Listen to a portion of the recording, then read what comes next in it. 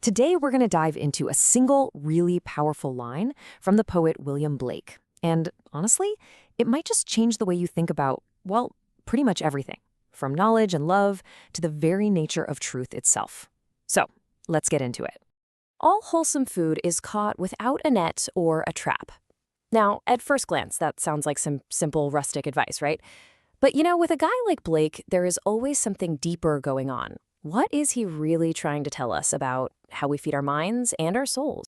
See, this proverb isn't just a nice little saying. It's actually a key. It's a key that unlocks this fundamental conflict in how we experience the world. It's a paradox that pits this idea of natural, free-flowing abundance against our own deep-seated need for control. At the very heart of this proverb, you've got these two big opposing forces. On one side, there's what Blake calls the prolific. You can think of this as the boundless, creative, life-giving energy of the universe. And then there's the devouring. That's our very human tendency to try and control, consume, and manipulate that energy.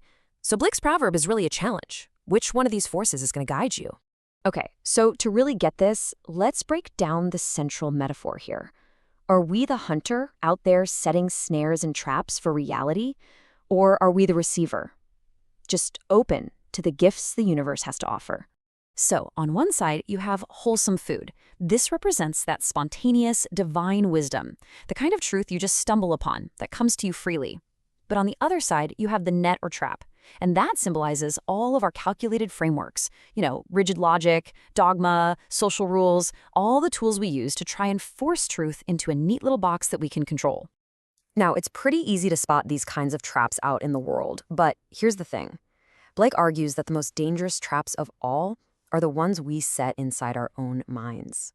So, what do these psychological snares even look like? Blake has a name for this: fox-like cunning. And just think about that for a second. It's that part of us that tries to get all strategic about things that are supposed to be spontaneous, like love or inspiration.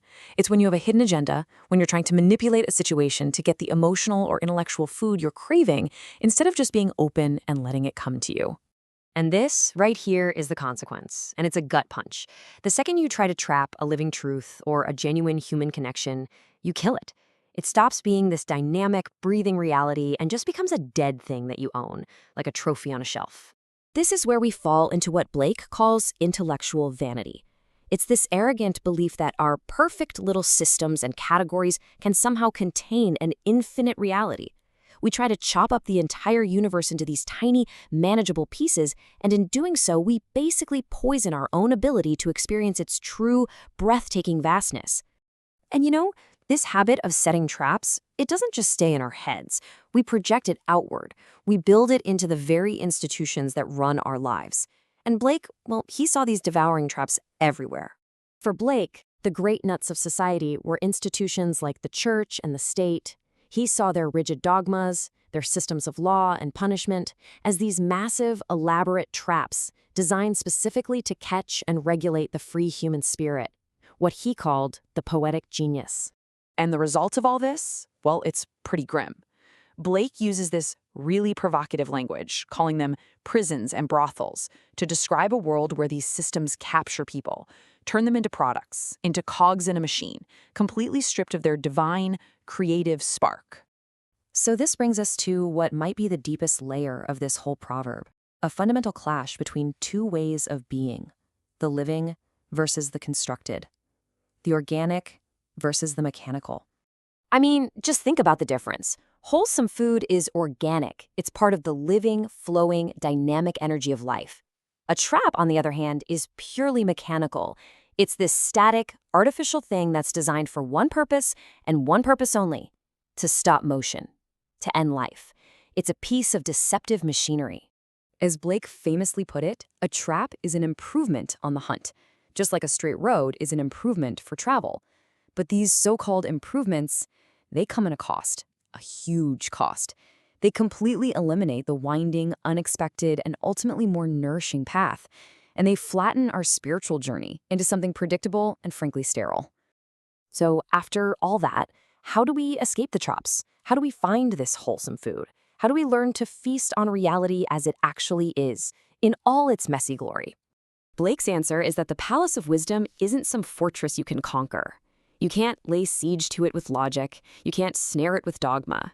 He says the only way in is through what he calls exuberant trust, this radically open, joyful, and even vulnerable way of engaging with the world. And this, right here, is the heart of Blake's message. The most profound nourishment for our souls is always, always a gift. It's something that's received freely, without force, by those of us who can let go of the fear that drives us to hunt and trap and control everything around us. So this all leaves us with a really powerful personal question. I want you to think about your own life, your beliefs, your relationships. What intellectual, emotional, or social nets are you using to try and trap reality? And maybe more importantly, which ones are you finally ready to just cast aside?